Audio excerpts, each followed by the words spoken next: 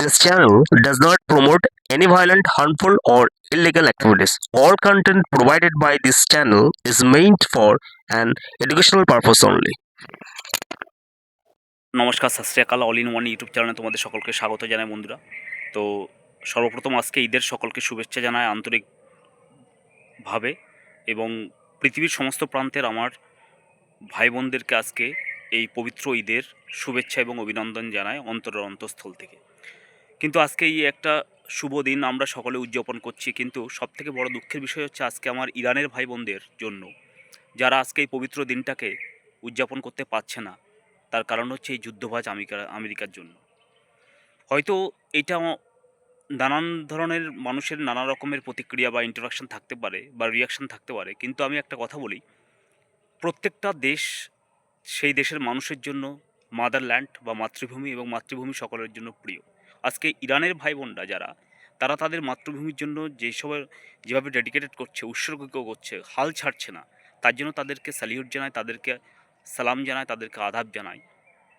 আজকে এই পবিত্র দিনটা, পবিত্র ঈদ যেটা সারা বিশ্বে পালিত হচ্ছে, কিন্তু আজকে ইরানে সেটা ঠিকঠাক করে পালিত পারছে না, একমাত্র এই যুদ্ধবাজ চায়না এবং আমেরিকার জন্য। কেন আমি এই চায়না এবং আমেরিকাকে যুদ্ধবাজ বলে থাকি? এরা টোটালি পুরো একটা ষড়যন্ত্র করে সারা বিশ্বের মধ্যে যুদ্ধ বাঁধিয়ে রাখে, এবং এই টেরোরিস্ট যাদেরকে বলা হয় তাদেরকেও কিন্তু এই দুটো দেশই তৈরি করে সারা বিশ্বের মধ্যে ছড়িয়ে দেয়, আবার তাদেরকেই, টেরোরিস্টদেরকে তারা আবার হত্যা করে। অর্থাৎ ওই যে একটা কথা রয়েছে, মানে সাপ হয়ে কামড়াবে আবার ওঝা হয়ে ঝাড়বে, এই মানে প্রসেসটা তারা চালিয়ে যায়। তো এই প্রসেসটা একদিন ধ্বংস হবেই। তার কারণটা হচ্ছে কি, দেখো, আজকে আমেরিকার মেন টার্গেট কিন্তু ইরান নয়। ইরানের সর্বোচ্চ নেতা, তাকে হত্যা করা হয়েছে, এবং আরও অন্যান্য যে সমস্ত ইন্টেলেকচুয়াল পার্সন তাদেরকে হত্যা করা হয়েছে। তো আমার কথা হচ্ছে, দেখো, ইরান কি করবে না করবে সেটা তাদের ব্যক্তিগত ব্যাপার, তাদের ডেমোক্রেটিক রাইট। সেক্ষেত্রে আমেরিকা হস্তক্ষেপ করতে পারে না, কিন্তু আমেরিকা হস্তক্ষেপ করছে, কারণ তার দাদাগিরি তাকে মেনে নিতে হবে। তো যাই হোক, ইরানের ভাই বোনদের কিন্তু স্যালিউট, এবং ইরানের নেতামন্ত্রীরা যারা রয়েছে তারা কিন্তু আপ্রাণ চেষ্টা করছে তাদের মাতৃভূমিকে বাঁচানোর জন্য, এবং তারা চেষ্টা করছে, এটা অস্বীকার করার কোনো জায়গা নেই, শেষ রক্তবিন্দু পর্যন্ত তারা লড়াই করছে। তো আরেকটা কথা বলে থাকি, সেটা হচ্ছে আজকে ইরানের টার্গেট যেরকম রয়েছে, আমেরিকা ইরানকে যেমন টার্গেট করেছে, তেমনি মানে বিপক্ষে ঘুরিয়ে কিন্তু ভারতবর্ষকে টার্গেট করে রেখেছে ইরান নয়, আমেরিকা। কারণ ভারতবর্ষের ভালো একটা বন্ধু হচ্ছে ইরান, এবং সমস্ত দিক থেকে, অর্থাৎ আমদানি রপ্তানি সমস্ত রকম যে সম্পর্ক, ভালো একটা সম্পর্ক, বন্ধুত্বসুলভ সম্পর্ক কিন্তু ইরানের সঙ্গে ভারতবর্ষের রয়েছে, সেটা আমেরিকা ভালো করেই জানে। তেলের সম্পর্ক হোক বা যাই সম্পর্ক হোক, ভালো সম্পর্ক রয়েছে। তাই জন্য দেখলো যে ইরানের উপরে প্রথমে অ্যাটাক করে ইরানের যে তৈল সম্পদটাকে ধ্বংস করে দাও, তাহলে পৃথিবীর মধ্যে একটা অ্যানার্কির, অরাজকতা সৃষ্টি হওয়ার ফলে কী করবে আমেরিকা, সেখানে দাদাগিরিটা ভালো করে দেখাতে পারবে। আজকে ভারতবর্ষকে বাই হুক বাই ক্রুক যখন আমেরিকা সমস্ত দিক থেকে মানে দখল করার চেষ্টা করছে, পাকিস্তানকে দিয়ে বা অন্যান্য দেশকে দিয়ে, ছলে বলে কৌশলে, এবং বাংলাদেশের চেষ্টা চালিয়েছে, বাংলাদেশের শেখ হাসিনা ম্যাডামের মতো একটা ভালো মানে পিএমকে সেখানে ফেলে দেওয়া হয়েছে। তাই হোক, বাংলাদেশের মানুষকেও স্যালিউট জানায়, তারা বুঝতে পেরেছে যে আমেরিকার চক্রান্ত, তারা এই ইউনিসেফের মতো, অর্থাৎ একটা যে পাপেটকে আমেরিকা পুষে রেখেছিল, তাকে ভোট দিয়ে জয়যুক্ত করেনি, তারা তারেক রহমানকে জয়যুক্ত করেছে। তো বাংলাদেশে আমেরিকার এই চাল কিন্তু, বা চায়নার যে চাল, সেটা কিন্তু সাকসেসফুল হলো না। এখন ইরান কিন্তু এই আমেরিকার বর্ষতা স্বীকার করতে নিচ্ছে না বলে ইরানের উপরে সমস্ত রকম হামলা চালাচ্ছে, আদতে ঘুরিয়ে, অর্থাৎ একটা বার্তা দিতে চাইছে ভারতবর্ষকে জব্দ করার জন্য ইরানকে অ্যাটাক করা। তার কারণটা হচ্ছে কি,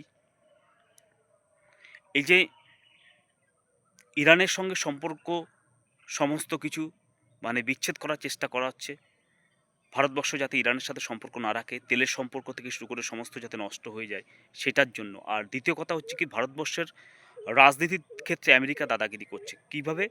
ভারতবর্ষে যখন, অর্থাৎ পার্লামেন্টারি ভোট হয় বা পিএম নির্বাচনের ভোট হয়, সেই ভোটের ক্ষেত্রে আমেরিকা বিভিন্ন রকমের অর্গানাইজেশনের মাধ্যমে, এনজিওর মধ্য দিয়ে টাকা পাঠায়, ইউটিউবারদেরকে টাকা দেয়, বিভিন্ন রকমের মিডিয়াগুলোকে তারা হ্যান্ডেল করে টাকার মধ্য দিয়ে।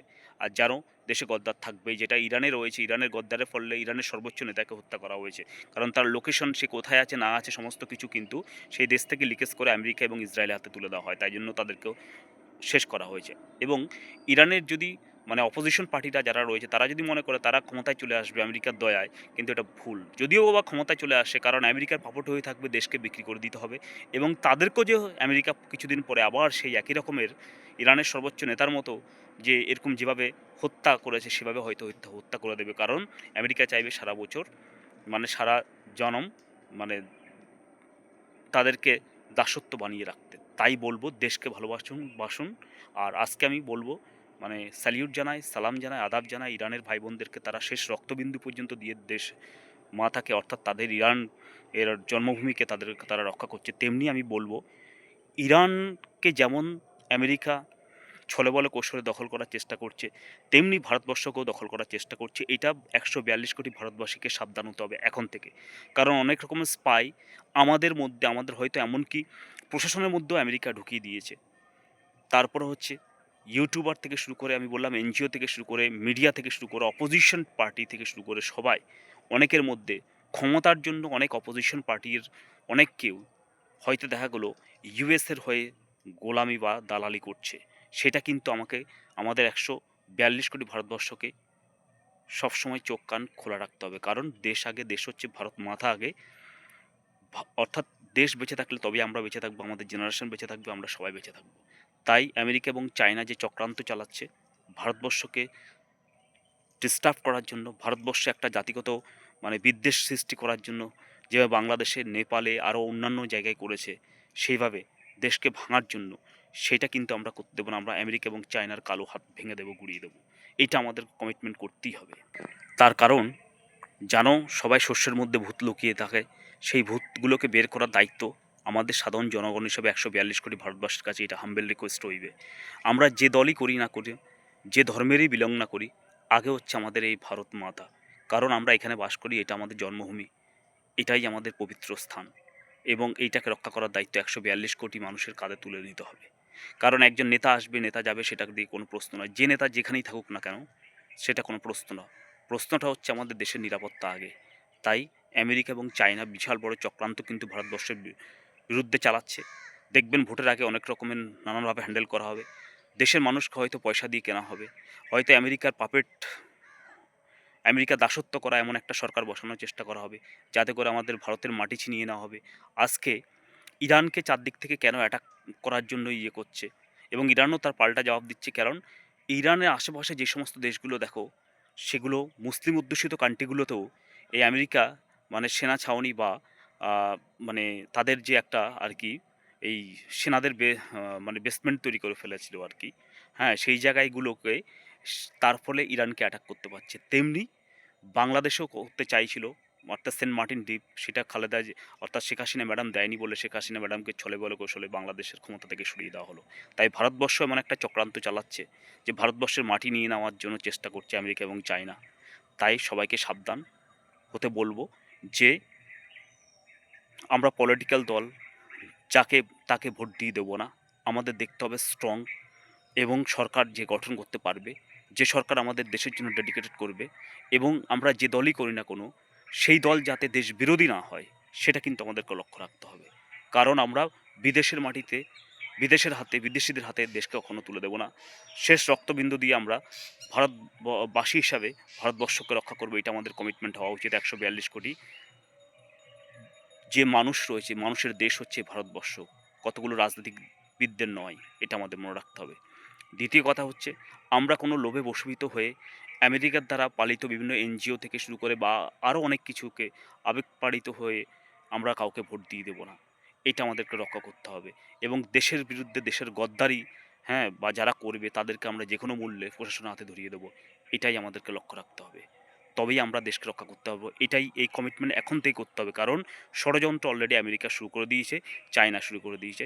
তাই সাবধান, কারণ ইরানকে দেখে আমাদের শিক্ষা নিতে হবে এবং অন্যান্য দেশগুলোকে যে আমেরিকা ধ্বংস করেছে ঠিক এইভাবে একই প্রসেস ধ্বংস করেছে। তাই আমেরিকা এবং চায়নার এই ষড়যন্ত্র যে আমার দেশের বিরুদ্ধে চলছে, সেটাতে কখনো আমরা পা দেব না এবং সেইটা আমরা ধরিয়ে দেব।